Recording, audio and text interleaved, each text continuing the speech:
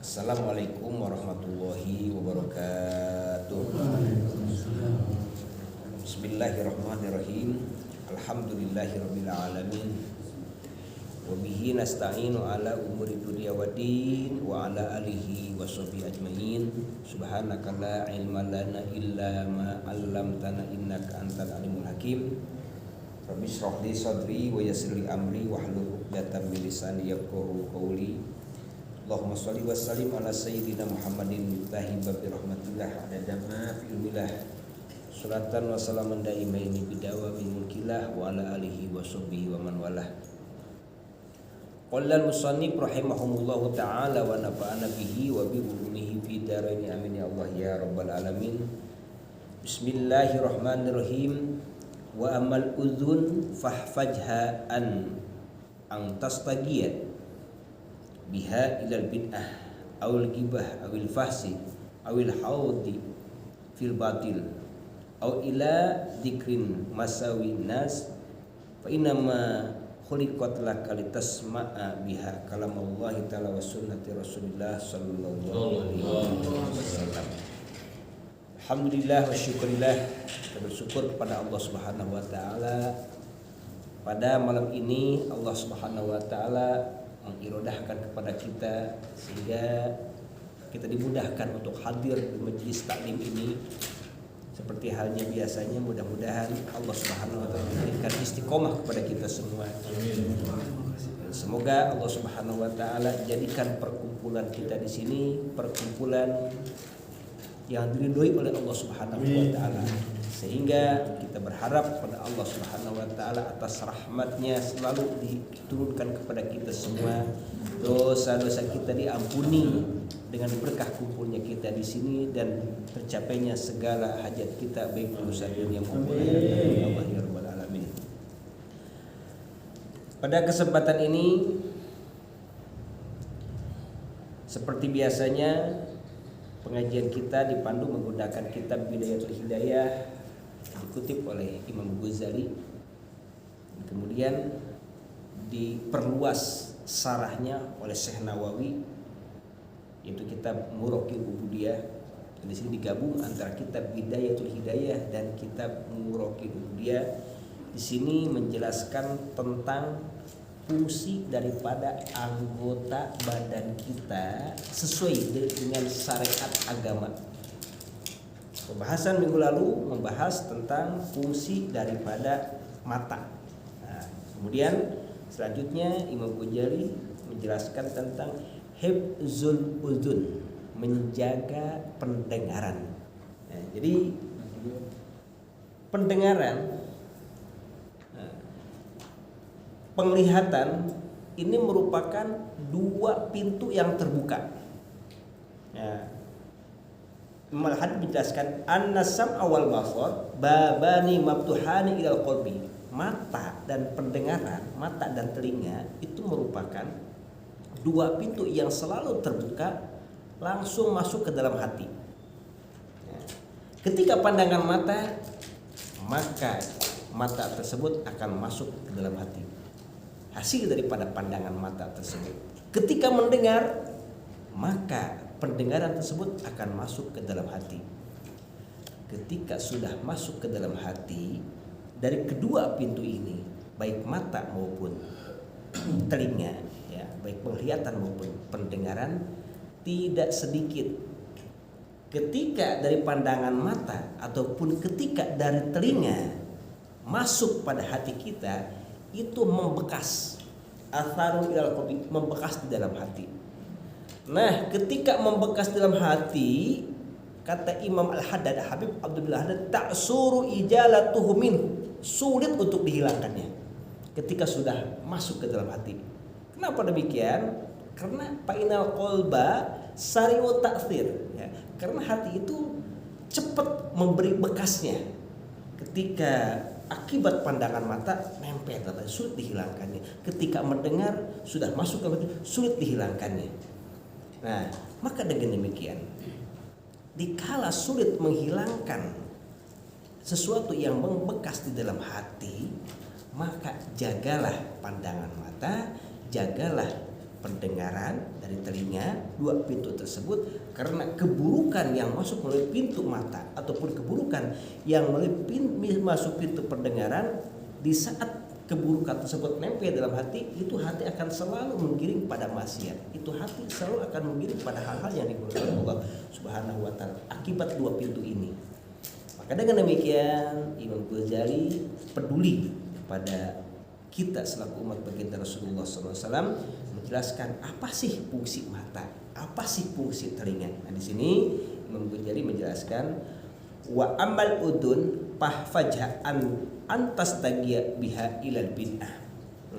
Adapun pendengaran, maka jagalah pendengaran tersebut dari sesuatu mendengarkan yang sifatnya bid'ah. Jadi mata, telinga, pendengaran ini jaga, awas, jaga mendengarkan sesuatu yang dianggap bid'ah. Apa yang dimaksud bid'ah di sini? Karena kan kalimat bid'ah itu masih butuh penjelasan lagi. Kalimat bid'ah. Nah, kalimat bid'ah di sini dijelaskan oleh Syekh Nawawi Al-Bantani kalgina. Seperti lagu, nyanyian-nyanyian yang sifatnya erotis, yang menjauhkan kecintaan kepada Allah, yang menjauhkan kecintaan kepada Rasul. Lagu-lagu ataupun musik-musik yang sifatnya erotis, yang menjauhkan. Beda seni ataupun lagu-lagu yang menggiring ingat kepada Allah, ingat kepada Rasul seperti sholawat, itu lain lagi. Ini lagu-lagu yang sifatnya erotis. Begitu pula wa alati lahwi, alat musik yang menjauhkan kepada Allah, yang menjauhkan ingat kepada Rasul, itulah alat-alat musik yang sifatnya seperti alat-alat musik erotis yang bukan alat-alat musik yang Islami. Nah, itu dikatakan oleh Syekh Nawawi contoh bagian daripada bid'ah. Maka telinga, pendengaran, jauhkan pendengaran tersebut dari sifat-sifat yang sifatnya bid'ah.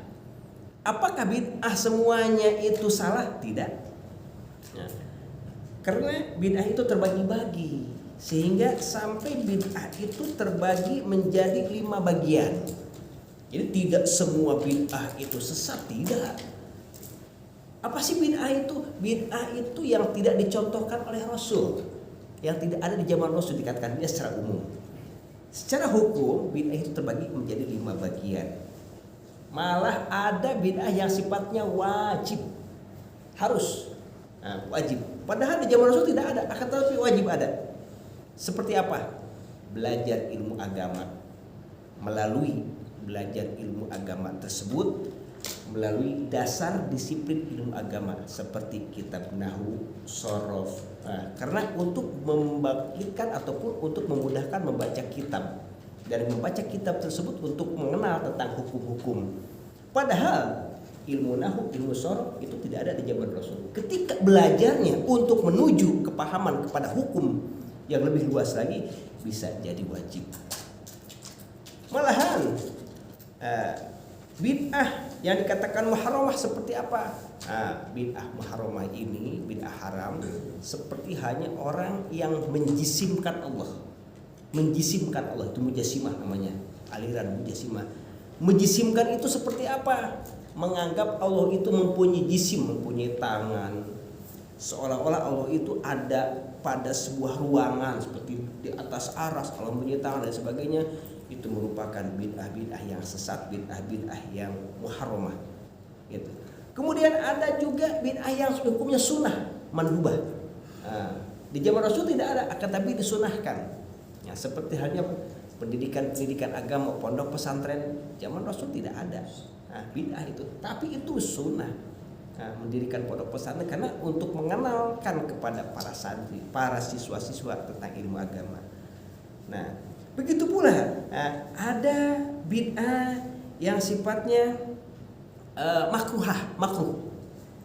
Seperti apa? Seperti hanya menghiasi masjid. Menghiasi masjid itu makruh hukumnya. Kenapa? Karena akan bisa menghilangkan konsentrasi ketika sholat. Mesti dihias gitu. Terlalu dihias gitu, kecuali ya ala kadar ya. Dihias sehingga ketika sholat itu melihat hiasan gitu, itu hukumnya makruh. Ada bid'ah yang sifatnya mubah, boleh saja. Seperti hanya ketika setelah sholat jabat tangan, itu mubah, boleh-boleh saja. Jadi tidak setiap bid'ah itu haram, tidak. Jadi bid'ah itu terbagi-bagi. Ini. Nah, Imam Ghazali menjelaskan jaga pendengaran, ya, dari mendengarkan yang sifatnya bid'ah. Yaitu maksud bid'ah di sini ada bid'ah yang sifatnya bid'ah haram. Au ilal ghibah, atau jaga pendengaran ini dari mendengarkan orang yang sedang membicarakan keburukan orang lain. Jadi ketika kita mendengarkan siapa? Mendengarkan lawan bicara kita, yang dibicarakan itu mengupat ataupun menggibah, membicarakan keburukan orang lain. Kita tidak ikut-ikutan berbicara, hanya mendengarkan saja. Ternyata mendengarkan di saat orang berbicara tentang masalah gibah, membicarakan keburukan orang, mendengarnya pun itu tidak boleh, apalagi gibahnya. Sama ya, dosanya orang yang mendengarkan dan orang yang menggibah. Karena tidak mungkin dia itu ngomong sendiri ya, tanpa ada orang yang mendengarkan. Akibat dia ada lawan bicara ataupun ada orang yang mendengarkan, sehingga orang tersebut berbicara untuk membicarakan keburukan orang lain. Nah, kata Imam Ghazali, jaga telingamu, pendengaranmu, awil gibah, dari mendengarkan perkataan yang sifatnya gibah, ya. Au ila fahsyi, atau jaga pendengaranmu ya dari memperhatikan, dari menyimak ucapan-ucapan orang ketika membukakan aib keluarganya. Seperti hanya ini bukan konsultasi, akan tetapi menceritakan. Ada konsultasi, ada menceritakan. Kalau konsultasi itu minta titik temu ataupun minta jalan keluar. Kalau membicarakan itu membuka aib, tidak ada solusi. Nah, ini membicarakan aib suami oleh istri. Nah, orang yang mendengarkan dosa. Ataupun menceritakan aib istri oleh suami. Nah, seperti hanya dijelaskan oleh Syekh Nawawi ya, bi ayat kar kullun minhuma ma yaqu bainahuma min tafassil jima wa nawiha mimma yakhfa. Seperti ketika suami menceritakan istrinya tentang hubungan misalkan, diceritakan kepada orang lain. Nah, orang lain yang mendengarkan itu ke bawah dosanya, padahal cuma mendengarkan, apalagi yang membicarakan. Nah, jaga pendengaranmu dari mendengarkan yang sifatnya ucapan-ucapan yang membuka aib. Au ila haudi fil batil, atau jaga pendengaranmu dari terjerumus pada sesuatu yang sifatnya batil, yang sifatnya tidak ada gunanya. Au ila dzikri masawinas, kata Imam Ghazali, atau jaga pendengaranmu dari mendengarkan keburukan-keburukan manusia, keburukan-keburukan orang lain. Itu larangan daripada pendengaran, larangan daripada fungsi yang sebenarnya pendengaran ataupun telinga. Pertama, dilarang mendengarkan yang sifatnya bid'ah. Tadi seperti yang dicontohkan musik-musik yang sifatnya musik-musik erotis. Yang kedua, dilarang mendengarkan ucapan-ucapan yang sifatnya gibah, mengumpat, membicarakan keburukan orang lain, atau mendengarkan membuka aib orang lain, lebih-lebih aib suami ataupun aib istri, atau terjerumus pada ucapan-ucapan yang sifatnya batil, tidak ada gunanya, atau membicarakan keburukan-keburukan manusia dan sebagainya. Kemudian sesungguhnya telinga itu untuk apa? Pendengar itu untuk apa yang sebenarnya? Yang disesuaikan dengan syariat agama. Maka kata Imam Ghazali, fa innama khuliqat laka litas ma'a biha kalamallahi ta'ala. Maka sungguhnya pendengaran itu diciptakan untuk mendengarkan kalamullah, mendengarkan Al-Qur'an, mendengarkan adzan, mendengarkan kajian-kajian agama, mendengarkan yang sifat-sifatnya yang baik. Wasunnata Rasulullah SAW, dan mendengarkan sunnah-sunnah Rasulullah. Seperti apa sih ketika Rasul melakukan aktivitas di luar kewajiban? Karena yang dilakukan oleh Rasul hanya dua, sunnah wajib ya. Tidak ada yang sifatnya mubah, lebih-lebih makruh, lebih haram, tidak ada. yang namanya nabi, yang namanya rasul, dua yang dilakukan. Ya, wajib sunnah, wajib sunnah. Jadi ketika kita mengikuti Rasul dalam segi apapun, sekalipun tidur, makan, minum dan sebagainya, mengikuti Rasul dapat pahalanya adalah pahala sunnah. Karena yang dilakukan Rasul itu sunnah dan wajib. Lebih banyak sunnahnya daripada wajibnya. Karena wajib hanya terbatas, sunnah tidak ada batasnya. Nah, pendengaran fungsinya selain mendengarkan kalamullah juga mendengarkan sunnah-sunnah Rasulullah SAW. Wa hikmatal auliyai, dan mendengarkan kalam-kalam hikmah para kekasih Allah, para wali, para kekasih Allah Subhanahu wa taala ketika memberikan pandangan-pandangan seperti halnya Syekh Al-Qadir Jilani, Imam Ghazali, Habib Abdul bin Ali Al-Haddad, kalam-kalamnya simak, kemudian perhatikan, kemudian amalkan, itu di antara fungsi pendengaran. Wa tatawassalu bistifadil ilmi biha, atau pendengaran ini fungsinya kata Imam Ghazali untuk menyampaikan ilmu yang bisa memberikan manfaat, yang bisa memberikan faidah, ya, yang bisa memberikan faidah, lebih mengenal kepada Allah Subhanahu wa taala, lebih mengenal kepada Rasulullah sallallahu alaihi wasallam. Itu sesungguhnya fungsi daripada telinga, fungsi daripada pendengaran. Faida asbaita biha ila syai'in minal makari sara makana laka alaika wan falaba makana sababu wajika sababa hilakika. Faida asbaita biha, ketika pendengaranmu didengarkan, menyimak, ila syai'in minal makari, pada sesuatu yang sifatnya dimurka oleh Allah Subhanahu wa taala.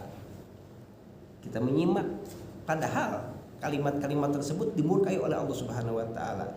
Soro makana laka alaika, maka akan terbalik, wan qalaba akan terbalik. Yang tadinya makana sababu pojika sababahilakika, yang tadinya pendengaran tersebut fungsinya adalah untuk mendengarkan kebaikan-kebaikan yang akan mendapatkan kebahagiaan dan pahala, sekalipun mendengar, akan tetapi ketika pendengaran tersebut, ya, untuk mendengarkan yang sifatnya dimurka oleh Allah Subhanahu wa taala, itu jadi terbalik. Yang tadinya akan bahagia, yang tidak akan senang, yang tidak akan selamat dengan pahala tersebut, sababahilakika, akibatnya menjadi sebab celaka, sebab kehancuran karena mendengarkan sesuatu yang dimurkai oleh Allah Subhanahu wa taala. Lebih-lebih pendengaran tersebut membekas langsung, tembus pada hati, kemudian dilakukan, padahal yang dilakukan tersebut adalah tidak sesuai dengan syariat ajaran agama. Wa hadza ghayatul husron. Ya, ini merupakan ujung daripada kerugian.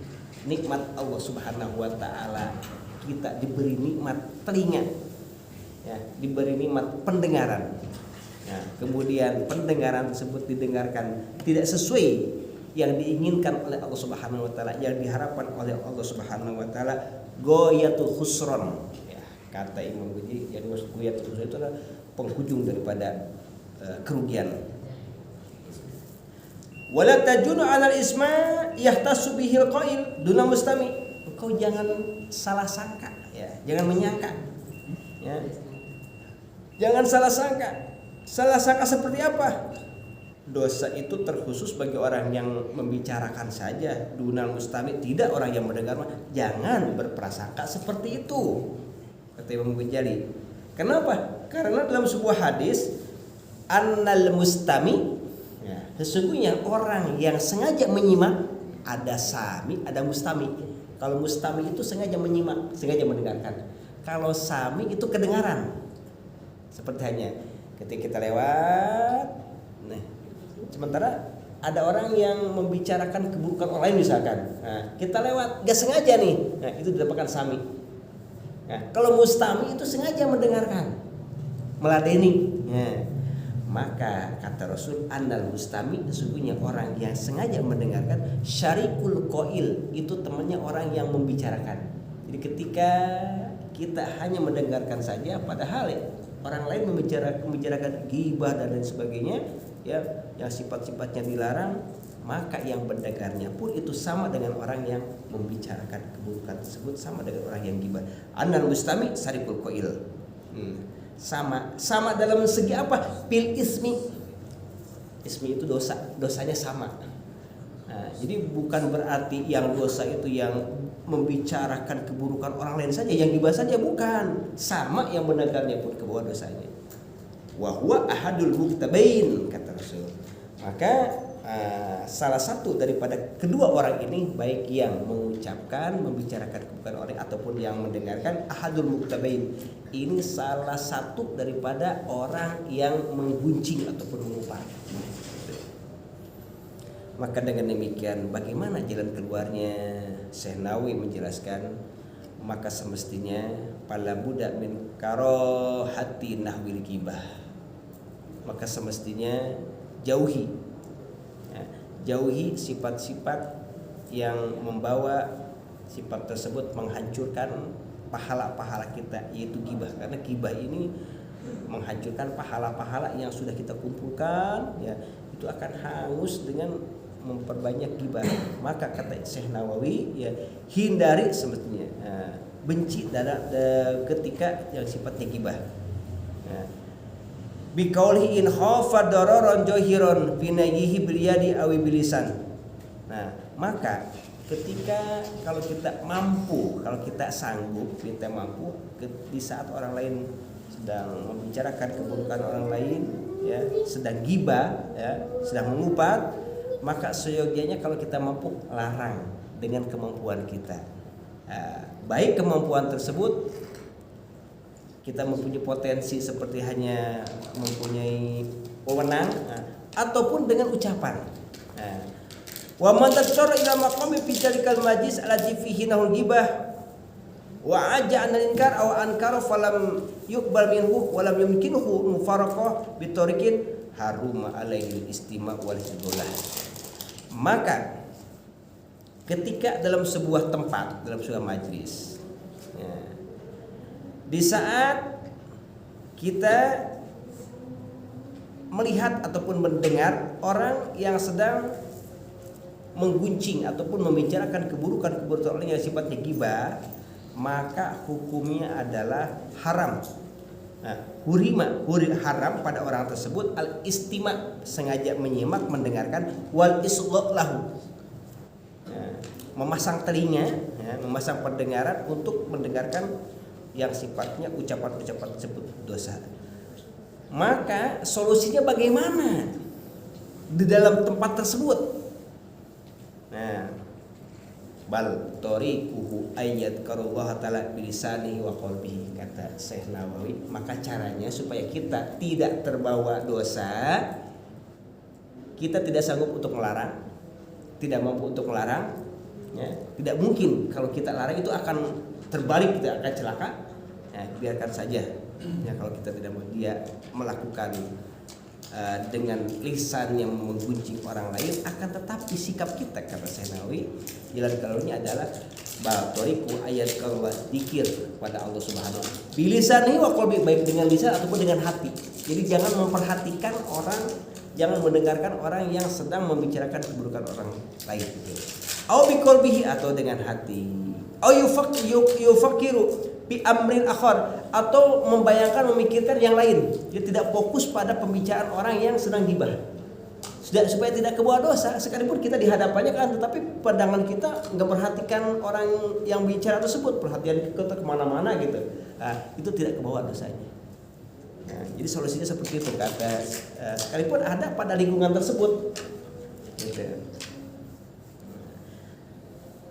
Liyastagila anistimaiha. Ya, pokoknya supaya kita disibukkan jauh daripada mendengarkan ucapan-ucapan yang sifatnya dosanya. Maka dengan demikian pala yaduru badadalik asima min turistima wa istiqo fi hatiha. Maka tidak akan bahaya, tidak akan madarat, tidak kebawa dosanya. Sekalipun kita ada di hadapannya, sekalipun kita mendengarkan tapi tidak menyimak, artinya tidak paham yang diucapkan itu, diabaikanlah. Karena pikiran kita fokus pada yang lain misalkan. Nah, itu akan selamat daripada dosa gitu. Fa in tamakana pada dalik minal mufaraqah fa hum mustamiruna fil ghibah wa nawiha wajib al mufaraqah. Seandainya ketika kita mampu untuk pindah ataupun untuk berpisah daripada kumpul dengan orang-orang yang selalu membuncing, nah kalau kita mampu untuk mufaraqah, artinya mufaraqah itu berpisah, lebih baik berpisah. Kalau seandainya kita tidak bisa memasang pikiran kita untuk membayangkan atau memikirkan pada hati kita diarahkan pada yang lain, itu lebih baik mufaraqah, orang itu berpisah. Nah, tidak diladeni.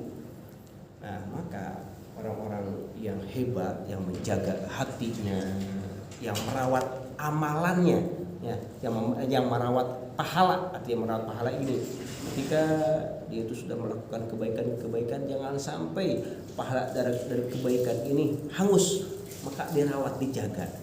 Nah, ada seorang ulama yang bernama Syekh Ibrahim.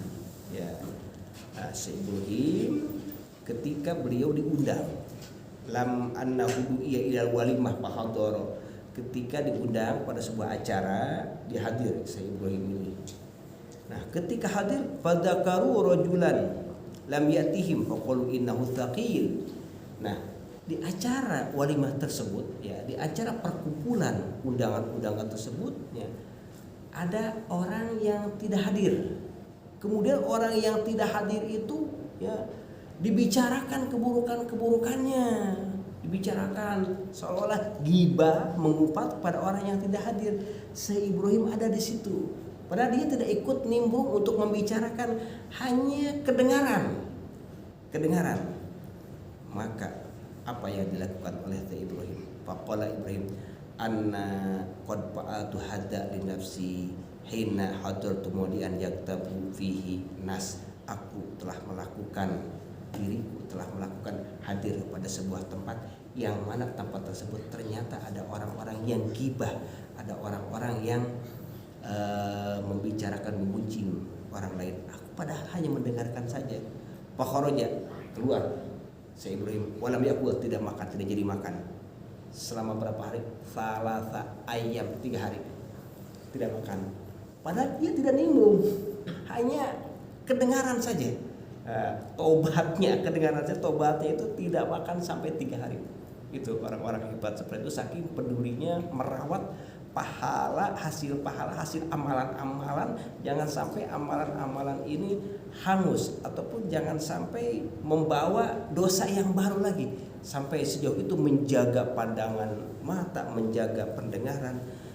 Ini yang diungkapkan oleh Syekh Nawawi, ya, dalam sarahnya, ya, Imam Ghazali itu matanya, pentingnya kita menjaga pendengaran dan tasarrufkan ataupun gunakan pendengaran tersebut sesuai yang diinginkan oleh Allah Subhanahu wa taala. Ya, mudah-mudahan sekelumit pembahasan dari kitab Bidayatul Hidayah ini kita diberikan hidayah taufik oleh Allah Subhanahu wa taala, dijaga, dibimbing anggota badan kita untuk selalu kepada hal-hal yang diridhoi oleh Allah Subhanahu wa taala. Kita tutup pengajian ini dengan pembacaan doa. Bismillahirrahmanirrahim. Alhamdulillahirabbil alamin. Allahumma shalli ala sayyidina Muhammad wa ala ali sayyidina Muhammad. Rabbana dzalamna anfusana wa illam taghfir lana wa tarhamna lanakunanna minal khasirin. Rabbana la tuzigh qulubana ba'da idh hadaitana wa hab lana min ladunka rahmatan innaka antal wahhab. Rabbana atina fid dunya hasanatan wa fil akhirati hasanatan wa qina adzabannar. Wa sallallahu ala sayyidina Muhammadin wa ala alihi wasallam. Walhamdulillahirabbil alamin. Hadanallahu ya ajmain. Wassalamualaikum warahmatullahi wabarakatuh.